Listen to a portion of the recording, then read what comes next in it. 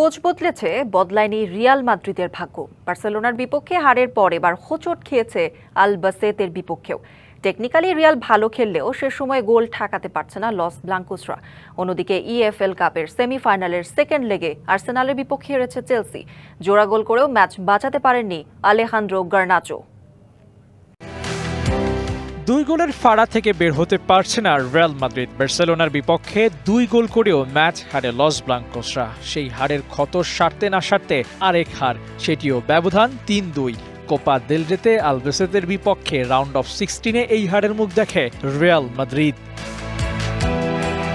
নতুন কোচ আলভারোর শুরুটা হলো না মনে রাখার মতো কোনো সুখস্মৃতি দিয়ে। এদিন ম্যাচের 78% পজিশন ধরে রাখে রিয়াল, গোটা 20 শটও নেয় ওরা, কিন্তু আলবাসেতের নেয়া 12 শটের কাছেই পরাস্ত হয় দুনিয়ার শ্রেষ্ঠ ক্লাবের তকমা পাওয়া রিয়াল মাদ্রিদ।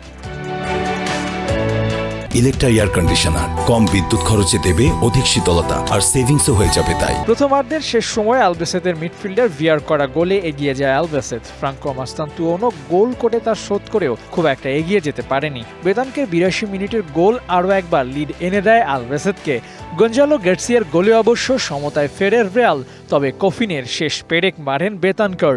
অতিরিক্ত সময়ের শেষে এসে গোল করে দলকে এনে দেন জয়ের স্বাদ, আর তাতে প্রথমবার রিয়াল মাদ্রিদকে হারানোর গৌরব অর্জন করে আলবাসেত।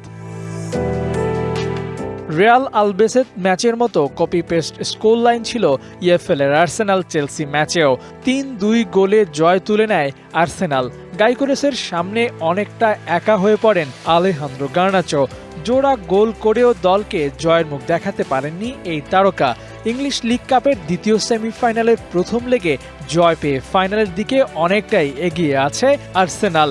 দেখা যাক দ্বিতীয় লেগে কোন দল পায় জয়, আর কারাই বা খেলে final match. Abu Naim, DBC news desk.